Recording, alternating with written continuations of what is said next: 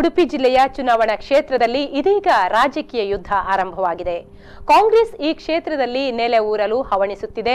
ಅಲ್ಲದೆ ಪಕ್ಷೇತರ ಶಾಸಕರ ಪಕ್ಷಾಂತರದ ವಿರುದ್ಧ ಪ್ರತಿಭಟನೆ ನಡೆಯುತ್ತಿದೆ. ಇಲ್ಲಿದೆ ಅದರ ಸಂಪೂರ್ಣ ವರದಿ.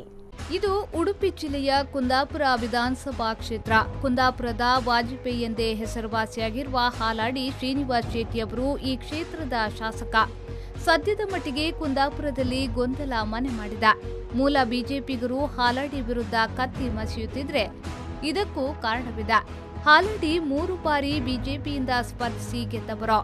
ಕಳೆದ ಯಡಿಯೂರಪ್ಪ ಸರ್ಕಾರದಲ್ಲಿ ಸಚಿವ ಸ್ಥಾನ ಕೊಡುತ್ತೇನೆ ಎಂದು ಬೆಂಗಳೂರಿಗೆ ಕರೆಸಿಕೊಂಡು ಕೊನೆಯ ಗಳಿಗೆಯಲ್ಲಿ ಸಚಿವ ಸ್ಥಾನ ಹಾಲಾಡಿಗೆ ನೀಡದೆ ವಂಚಿಸಲಾಗಿತ್ತು.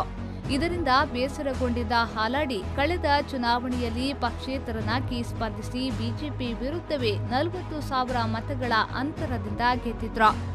ಇದು ಮೂಲ ಬಿಜೆಪಿ ಹಾಗೂ ಹಾಲಾಡಿ ಬೆಂಬಲಿಗರ ನಡುವಿನ ಜಟಾಪಟಿಗೆ ಕಾರಣವಾಗಿತ್ತು. ಇತ್ತೀಚೆಗೆ ನಡೆದ ಬಿಜೆಪಿ ಪರಿವರ್ತನಾ ರ್ಯಾಲಿಯಲ್ಲೂ ಹಾಲಾಡಿ ಬಿಜೆಪಿ ನಡುವಿನ ತಿಕ್ಕಾಟಕ್ಕೆ ಕಾರಣವಾಗಿತ್ತು. ಇದೀಗ ಹಾಲಾಡಿ ಹಿಂದಿನ ವೈಮನಸ್ಸು ಬಿಟ್ಟು ಮತ್ತೆ ಬಿಜೆಪಿಯತ್ತ ಬಂದಿದ್ದಾರೆ. ಇದು ಬಿಜೆಪಿಗೆ ಆನೆಬಲ ಬಂದಂತಾಗಿದೆ.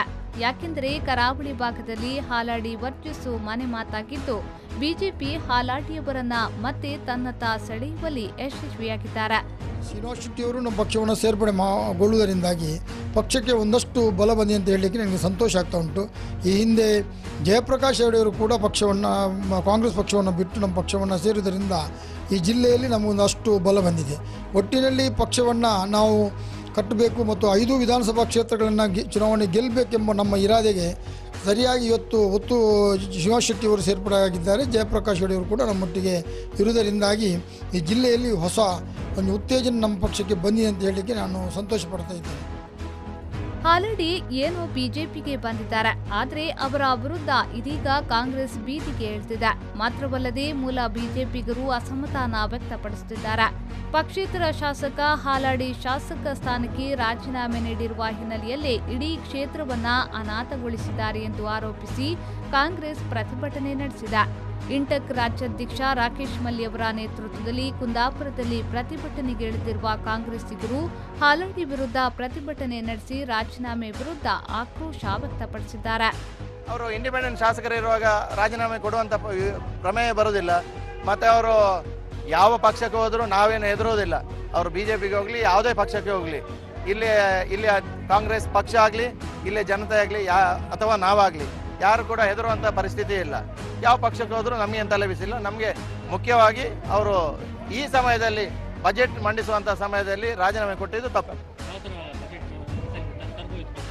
ಎಷ್ಟೋ ತರ್ಬೋದಿತ್ತಲ್ಲ, ನಮಗಿಂತ ಜಾಸ್ತಿ ನಿಮಗೆ ಗೊತ್ತಿದೆ ಒಂದು ಶಾಸಕನಿಗೆ ಏನೆಲ್ಲ ಕೆಲಸ ಮಾಡ್ಬೋದು ಅಂತ. ಅವರು ಅದು ಕೂಡ ಅವರು ವಿಧಾನಸಭೆಗೇನೆ ಹೋಗದಿದ್ರೆ ಮತ್ತೆ ವಿಧಾನಸೌಧಕ್ಕೇನೆ ಹೋಗದಿದ್ರೆ ಶಾಸಕಾಂಗಕ್ಕೆ ಇದರ ಕೆಲಸ ಆಗುವಾಗ ಮೀಟಿಂಗ್ ಆಗುವಾಗ ಹೋಗದಿದ್ರೆ ಮತ್ತೆ ಯಾವ ಕೆಲಸ ಮಾಡಿ. ಒಟ್ಟಿನಲ್ಲಿ ಕುಂದಾಪುರ ಕ್ಷೇತ್ರದಲ್ಲಿ ಮತ್ತೆ ಬಿಜೆಪಿ ಕಾಂಗ್ರೆಸ್ ಫೈಟ್ಗೆ ಚುನಾವಣಾ ಕಣ ರೆಡಿಯಾಗಿದೆ. ಕಳೆದ ಬಾರಿಯ ತ್ರಿಕೋನ ಸ್ಪರ್ಧೆ ಈ ಬಾರಿಯಲ್ಲ. ಆದರೆ ಕಾಂಗ್ರೆಸ್ ಈ ಕ್ಷೇತ್ರದಲ್ಲಿ ನೆಲೆ ಊರಲು ಪ್ರಯತ್ನಿಸುತ್ತಿರುವುದು ಮಾತ್ರ ಸುಳ್ಳಲ್ಲ. Pallavi Santosh, V4 News 24/7 Udupi.